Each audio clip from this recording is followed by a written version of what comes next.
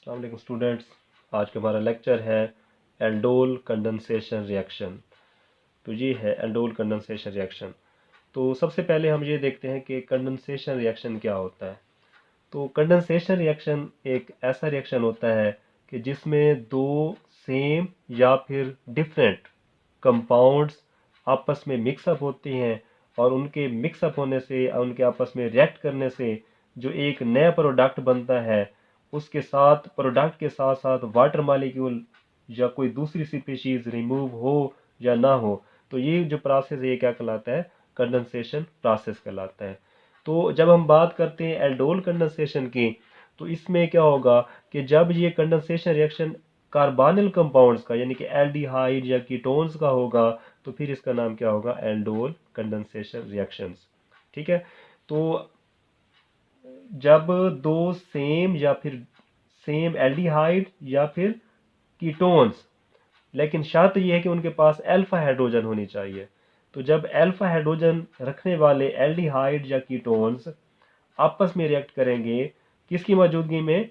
Dilute base की मौजूदगी में, डाइल्यूट अल्कली की मौजूदगी में, कोल्ड स्टेट में। तो इस तरह से उनके रिएक्शन के नतीजे में हमारे पास जो प्रोडक्ट बनेगा, उस प्रोडक्ट को क्या कहेंगे? एल्डोल कहेंगे। तो हम इसको इस तरह से लिखेंगे, व्हेन टू एल्डिहाइड्स और ketones having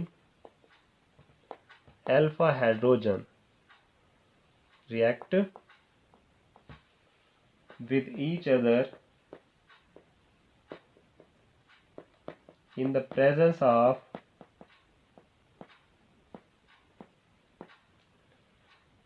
dilute cold alkali means sodium hydroxide, the product formed is called aldol. ठीक है। कि जब दो एल्डिहाइड या फिर कीटोन्स, लेकिन शर्त क्या है कि उनके पास अल्फा हाइड्रोजन हो, वो आपस में रिएक्ट करेंगे कोल्ड डाइल्यूट अल्कली की मौजूदगी में, तो उनसे जो प्रोडक्ट बनेगा उस प्रोडक्ट को हम क्या नाम देंगे? एल्डोल का नाम देंगे।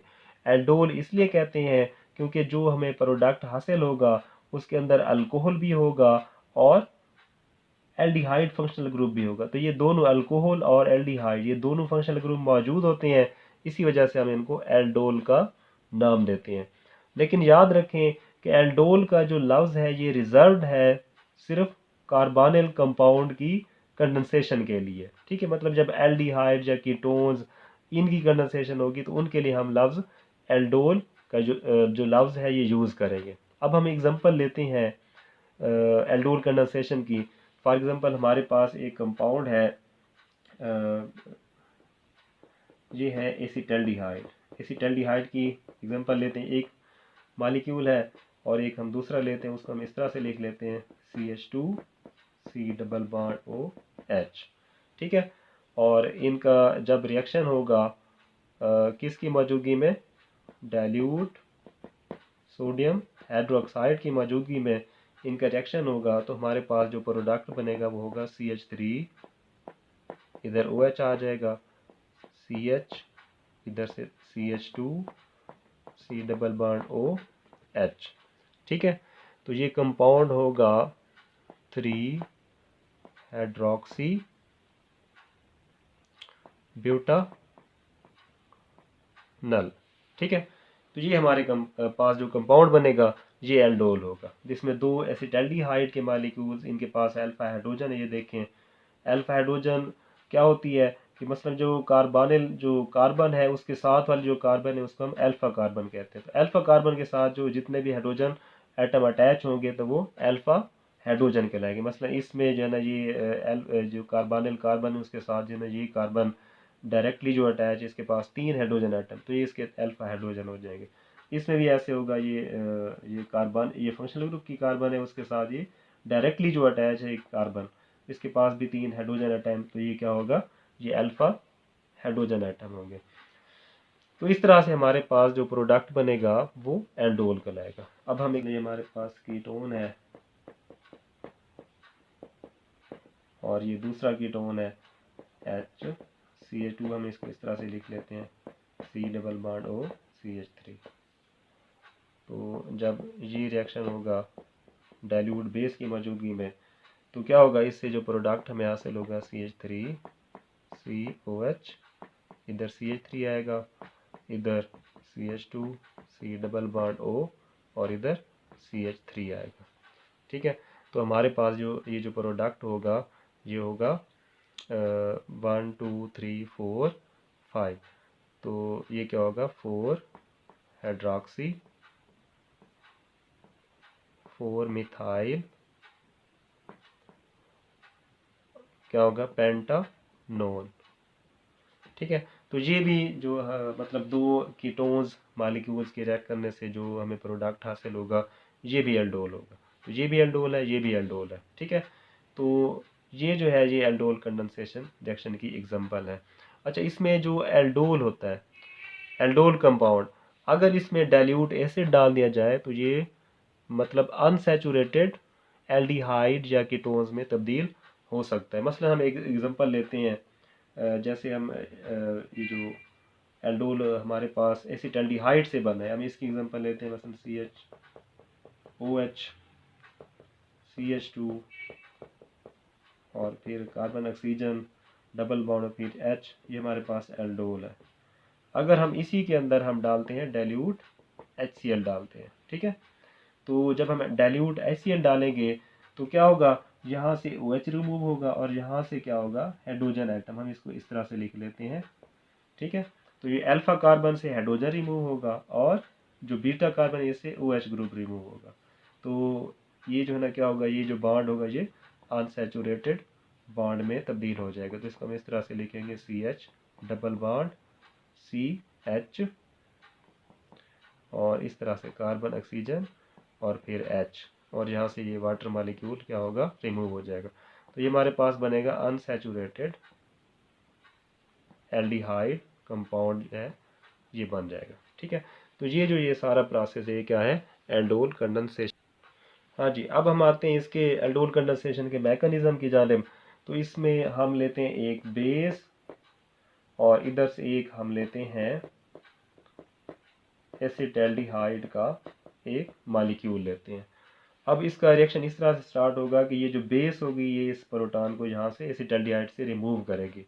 तो ये जब इसको रिमूव करेगी तो हमारे पास ये जो ना ये क्या होगा, ये एसिटाल्डिहाइड का मॉलिक्यूल ये कार्बेन आयन में तब्दील हो जाए और ये वाटर मॉलिक्यूल बने। तो ये होगा कार्बेन आयन। ठीक है, तो ये जो है ये स्टेप 1 है। स्टेप 1 में क्या होगा कि बेस जो है वो बेस का हाइड्रोक्साइड आयन ये एसिटाल्डिहाइड के हाइड्रोजन को रिमूव करेगा, डीप्रोटोनेशन होगी और इसको कार्बन आयन में तब्दील कर देगा। अब नेक्स्ट स्टेप में क्या होगा कि यही कार्बन आयन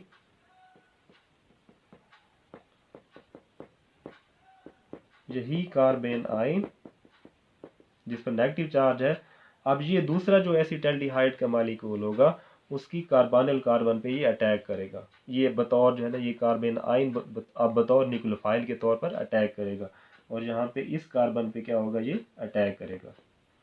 ठीक है, तो ये जब इस पे अटैक करेगा तो इसका ये बॉन्ड जो है ये कार्बन ऑक्सीजन बॉन्ड ये ओपन हो जाएगा।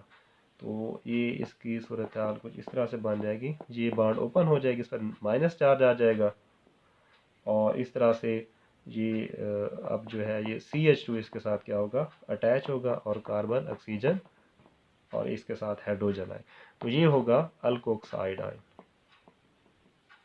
ठीक है, ये अल्कोक्साइड आयन बनेगा। अब नेक्स्ट स्टेप में क्या होगा कि यही अल्कोक्साइड आयन इसका जो ऑक्सीजन वाला नेगेटिव हिस्सा है ये अटैक करेगा वाटर मॉलिक्यूल के प्रोटॉन पर। ठीक है, तो ये जो ना ये अटैक करेगा और वाटर मॉलिक्यूल से प्रोटॉन को ये रिमूव कर देगा। तो ये जब इस पर अटैक करेगा तो अब क्या होगा, यहाँ पे ये वाला हिस्सा OH ऑक्सीजन वाला हिस्सा ये OH में तब्दील हो जाएगा और इस तरह से हमारे पास क्या बनेगा